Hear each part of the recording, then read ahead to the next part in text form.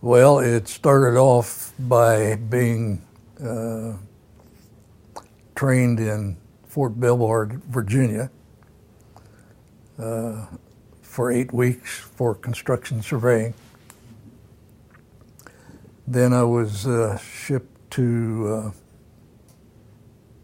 Washington, Seattle area, where we left from there to go to Korea.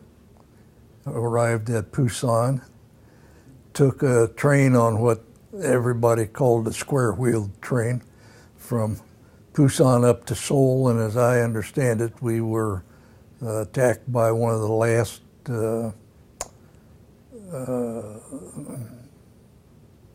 groups of North Koreans, I guess, that were back down behind their lines, our lines. And that didn't last very long. Somebody took care of that very quickly because us recruits were stupid and looking out the train windows and all other kinds of dumb things like that.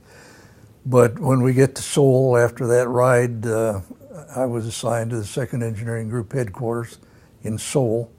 From there, I was assigned at our orderly room to barracks and things, to which I was going across the grounds when I was going to my assigned bed quarters. And there was a siren, and all of a sudden all the traffic that was in the area scattered and was going everywhere else. And the first thing I know, I heard planes zipping over here and there, and I had no idea what was going on.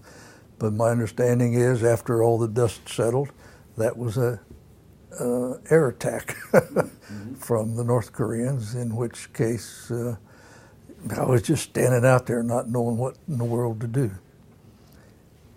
After that, that was the end of my excitement.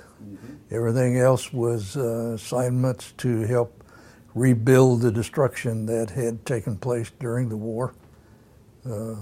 First as a surveyor, and then I was promoted into the drafting room, where from mapping out various assigned areas to rebuild bridges or roads, as the case may be, to designing warehouses and places where equipment and other material would be stored.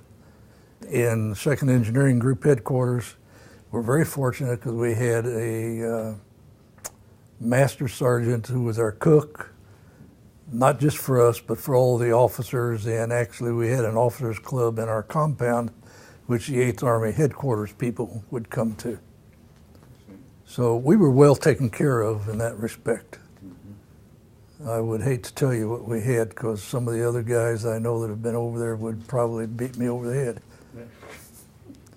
So we had fresh milk, fresh eggs, pancakes. Every breakfast we had the option of having any or all of eggs, pancakes, bacon, ham, sausage, milk, cereal, whatever. We didn't miss anything. And then on top of that, the guy's an Italian, so he had some pretty heavy-duty food for dinners and everything else. If you wanted to, you could have really put on some pounds over there. I did have the opportunity to get out around to places like Incheon and Suwon, and a nice area to go visit was, of course, Seoul. That was a very interesting place. It had, from my perspective, at the top of an area called the 1,000 Steps, is the first time I saw a Christian cross while I was over there. As a matter of fact, it was the only place I saw a Christian cross besides on a military base. That was kind of interesting, and I was able to get out and around and see the area, see some of the people and how they lived, and have a number of pretty good photographs of the countryside and some of the people and how they lived.